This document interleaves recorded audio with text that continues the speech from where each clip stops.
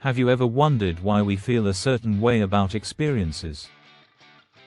Attitudes shape our thoughts, decisions, and behaviors every day.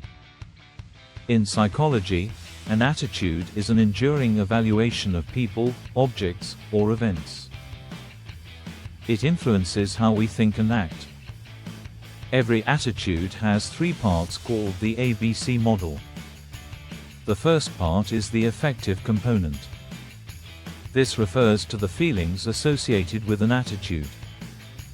For example, I feel anxious when I think about public speaking. Next is the behavioral component. It includes our actions and intentions towards the object. An example is, I avoid giving speeches. Finally, we have the cognitive component. This involves our beliefs about the object. For instance, public speaking is risky because I might be judged. These parts usually align but can conflict. For instance, someone may believe therapy is helpful but feel anxious about attending. To help clients, social workers should identify the strongest component. Now, let's explore how attitudes are formed. Attitudes are learned through various pathways. The first is direct experience. Positive or negative encounters create strong attitudes. For example, harsh judgment from a social worker leads to a negative view of all social workers. Next is classical conditioning. A neutral object can gain a positive or negative association. For instance, a child who hears negative comments about a group may develop negative feelings towards them. Then, there's operant conditioning.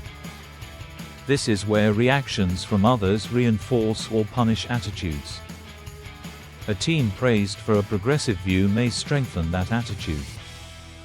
Meanwhile, observational learning involves adopting attitudes observed in others. Kids often mimic parents or cultural icons they admire. Lastly, social comparison plays a role. People align their attitudes by comparing themselves to others. If friends believe something, they might follow suit. Now that we know how attitudes form, let's look at their structure. Attitudes vary in valence, strength, and accessibility. Valence indicates whether an attitude is positive, negative, or ambivalent. Then, strength shows how resistant an attitude is to change. Stronger attitudes are often rooted in personal relevance and knowledge. Accessibility refers to how quickly an attitude comes to mind. Highly accessible attitudes pop up automatically in relevant scenarios. So, why do people hold attitudes? Psychologist Katz identified 4 functions of attitudes. First, the utilitarian function helps maximize rewards and minimize punishments. For instance, liking healthy food leads to better health.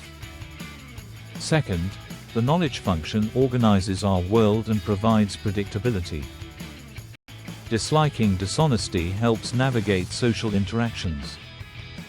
Third, the ego defensive function protects self-esteem.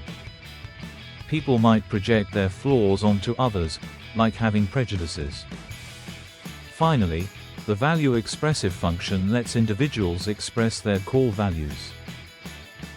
Supporting a cause can demonstrate one's identity. Understanding these functions helps social workers plan interventions effectively. Many times, the best approach depends on the function serving an attitude.